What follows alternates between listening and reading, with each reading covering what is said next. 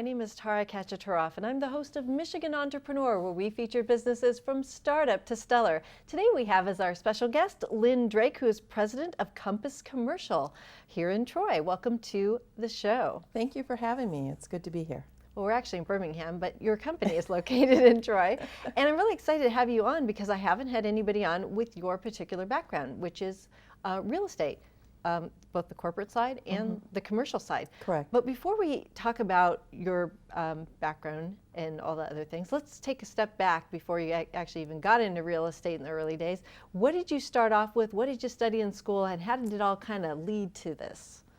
Well, interestingly, I studied accounting, which is kind of a boring thing. At least that's what I felt. Me too. After the first year, right? So who wants to really do that? And I shouldn't say that because when you get to be a senior accountant, it's a lot more fun than when you're starting. Anyway, so I was doing that.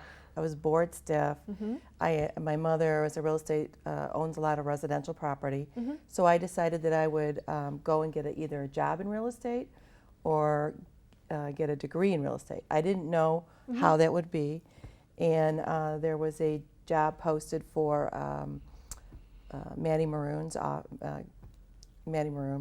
And I went there and I got a job in the real estate department. And it was actually a really good place to start because they do everything. I mean, it's a truck terminal company, but you know, they have warehouses, offices, retail. So it was a great place to get started. So you entered that was your foray into corporate real estate. Correct, yeah. And of course, and if you could explain a little bit for viewers, a little bit about real estate versus corporate real estate and what you're doing in that kind of role. Well, in corporate real estate, I've had different positions because I also worked at Kelly Services. So kind of in that position, what I did was I managed the real estate staff. We had 1,000 offices across North America. So the leases, that's about 200 to 300 leases, come up for renewal every year. Right. So we had to manage the renewals.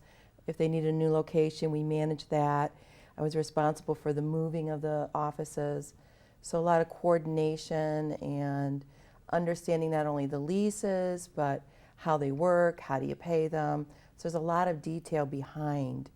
And especially with office moves, impact on the staff and trying to keep everything running. I've had a little bit of insight into it. It's actually really amazing, and it's cool because I actually could understand what you do when I was reading up on what you've done in your background. It's to me, I love that kind of stuff. I love that kind of stuff, and you start realizing like there are so many things. Just when you look at Kelly Services, all the properties they have. Right. It's not like some virtual company. There's people there that walk into offices and, you know, transact business and hire people and so on. I mean, you have to have physical stuff, and that's not easy. And there's so many things, let alone I'm sure you had to deal with a lot of things with weather-related issues and, you know, just one thing after another and that whole portfolio of properties.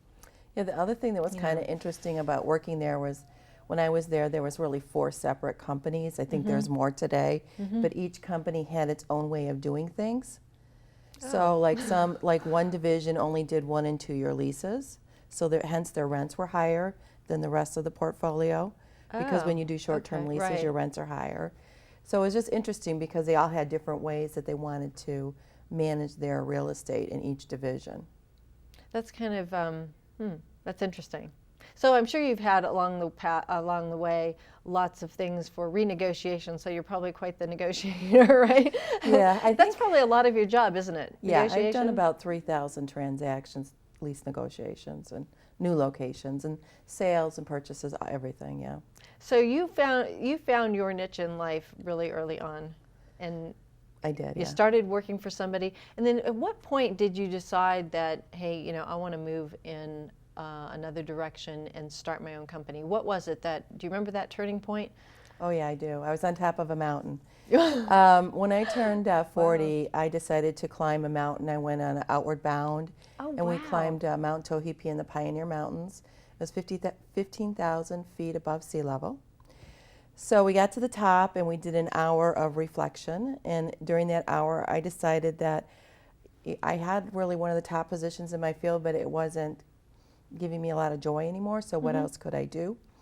And I came down, I didn't know what I was going to do, and coincidentally, CREW, Women in Real Estate, had this person come in and give a test on personalities. And when they tested me, I came in so strong in sales, they offered me a job to sell. The Gallup poll offered me a job to sell their services. You're And kidding me. No, they told me I was in the wrong field. So let's Wow. combine my sales with my Wow. real estate, hence the brokerage business. That's unbelievable. Wow.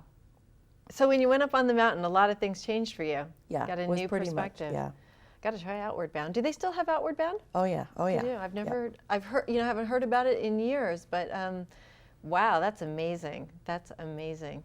But still, did you ever see those, the sales part of you I know you weren't really in a position to sell, but I don't know, did some of it kind of ooze out in terms of your negotiation skills and things like that over the years?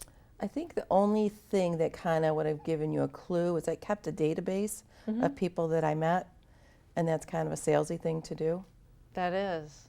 That's good. That's great. I'm like that. That's really interesting. So you decided to start a company on your own, and how did you go about starting this company? Did you start from scratch, or did you have some things transition over to you, or how did you do it? Well, first I moved from corporate real estate to a 1099 with a traditional brokerage house. Okay. Okay, so it was small steps. Right. So now I've left my corporate job, I've left my nice salary, and now I'm here. And of course, nobody tells me you don't make that much money in the first year. Right. You know, it's good so- they don't tell you. You'd never do it. I was so surprised for many years after that. Yeah, exactly. And so I moved into that. I had a situation.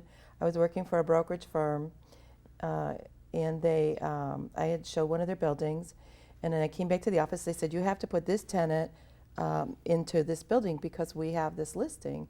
And I said, no, I don't. That's not very ethical. And my broker said, well, actually, that's the law. And he was correct. When you have a listing, the priority of the landlord is over the tenant. And people don't realize that. Even though I didn't have the listing myself, by law, I was supposed to represent the landlord, not my tenant. And that was very uncomfortable for me. And we parted ways shortly thereafter. And then I went into like a tenant rep business. And I worked in a tenant rep business for 7 years. So it's just kind of from there, some things happened, and I wanted to start a company where I'm in a business that's 98% male. I was reading that. I was shocked. Yeah. But I know it's true. But it was Yeah. like, oh, wow. Right. So when I started my business, one of the things that I wanted to do was to offer a safe place for minorities to come and work. So that's kind of been a big emphasis of mine. So it's kind of like slowly, gradually, like the middle step, the 1099, and then the business. Yeah, and you've probably had to deal with a lot of interesting situations being a female in a very male-dominated industry. Oh yeah. I can only imagine. I thought it was bad in finance when I was in finance early on, but I can't even imagine being in something where you can't even find a woman to sit with when you go to a conference. Event. There's like no women. There were about 10 before the recession, and now there's just a few left. That is unbelievable. So with your firm today, why don't you talk a little bit about what you do in the day-to-day at your firm, and how it's run, and your team, and how you've pulled them in to help. A lot of questions. Okay. It's a lot of questions. Let's just start with what do you do exactly in your business right now? Who do you represent, and how do you do all that? Well, we represent only tenants because we felt a conflict of interest Right. based upon the conversation Right, in the I prior shared life. with you earlier. I just was never comfortable doing the landlord-tenant thing because where are your loyalties, right? So that is the premise of my business, is that we only represent tenants. The other thing that we do is I also have a lady named Marilyn Nix who ran General Motors' real estate department for North America on staff. And so we have a corporate background. So a lot of our processes are different than a traditional brokerage firm. We go in a little bit deeper. We have a better understanding. A lot of brokers, they just concentrate on what the costs are. And really the cost can be, if you make a mistake in parts of the lease, can cost you more than the lease. And people don't realize that. Yikes. I'll give you an example. I've had 2 clients. I found this in both of their leases. So this says to me, the client didn't read the lease, their broker didn't read the lease, and they didn't use an attorney. In both instances, in their lease, it said if the landlord has the right to relocate them to any of their properties, not within the building, properties. And I had a client that the landlord called it up, and he said, not only are you moving, we're moving you to a low-income neighborhood. And my client was like, what do I do? And I got called in, and I was able to resolve it, but those are the kinds of things that we work to avoid for our clients. Yeah, just a few things you need to read. Yeah, like the lease. Wow, that's unbelievable. There is no way I would sign anything without an attorney looking at it if it was like that. There is just no way. And I would read it, dream about it, really. Wow. Right. And it's also important, too, it can't just be any attorney, it has to be a real estate attorney. Because they're generalists, you don't want to have a general attorney reading the real estate classes, they'll miss the things. Yeah, oh my goodness gracious. So you have this other woman with this background from GM, and so how did you, I guess from finding so few women out there, how do you connect with other people to bring them into your firm? Because I know you said you're hiring and you have other team members. How are you identifying these people? Because like you said, in some background information, it's hard to find people who really know how to sell. And now you're in that position where you have to be able to have that really strong skill. How are you identifying these people? Well, for a while there, we were just running ads. But what's happened is we recently won the state of Michigan's work. And Fantastic. now, it was pretty exciting because Wow. we beat out a lot of the big companies in town. That's And great. now what's happening is people are coming to us. I think they're seeing us. I think we're an up and coming business. We're going to open 5 offices across the Midwest. So as Wow. people learn about us, Amazing. they're starting to come to us. So right now, I have 3 people in the pipeline that we have offers out, and they all came to us. I didn't find any of them. Fantastic. Yeah. Are they women? Are I they all women? have 1 woman, 2 men. That's great. So pretty soon you'll have all the women hired, right? Pretty much. Yeah. Oh my goodness. Oh gosh. And so you're looking, so you said in the Midwest, so you're looking to expand outside of Michigan Yes. and do similar types of things. Right. I'd like to have an office in Columbus, Ohio. Minneapolis, believe it or not, is where a lot of the major corporations are. There's only 1 tenant rep in that market. I don't know why. That's hard to And believe. probably Chicago and possibly Indiana.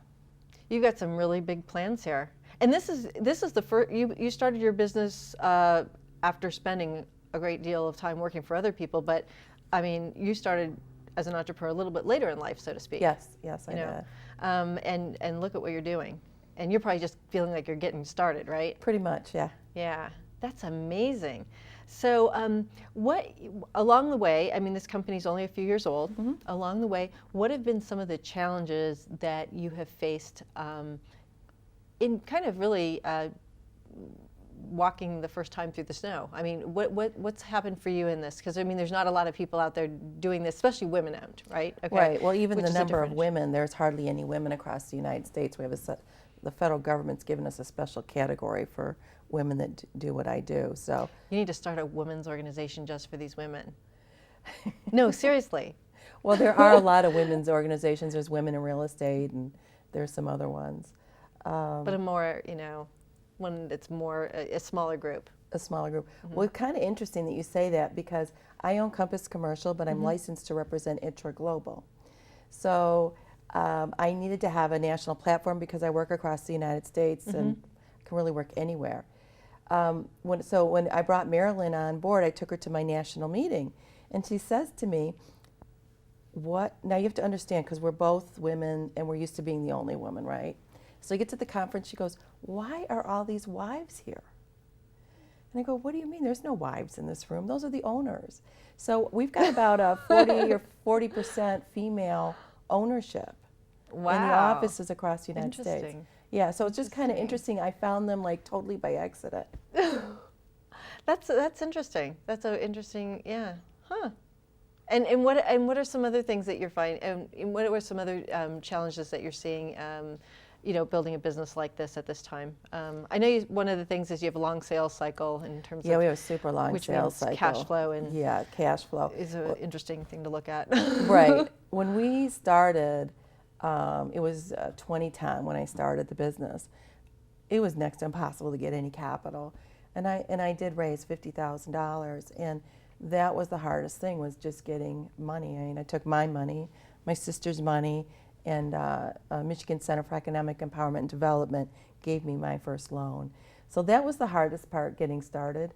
And there's like some little weird things that are difficult, like picking a name and getting a domain. I mean, these things, they seem so simple, but they're not so simple. Right, because you're like up at night thinking, gosh, is this too close to somebody else's? Do I have a problem with the copyright? Right, God. exactly. Right. Yeah. So as you've built this business, have you ever looked back and wondered, like, why didn't I do this sooner, or did you feel like when you did it was the right time? I have often thought why I didn't do it sooner, because I love the role, I love what I do. On the other hand, I got so much great experience from other companies, working for other companies, that has actually helped me quite a bit in this position. Because if I had come in directly after being in corporate real estate, I probably wouldn't know how to sell, how to position things. So I kind of think I needed that time with the brokerage firms to learn some of that stuff.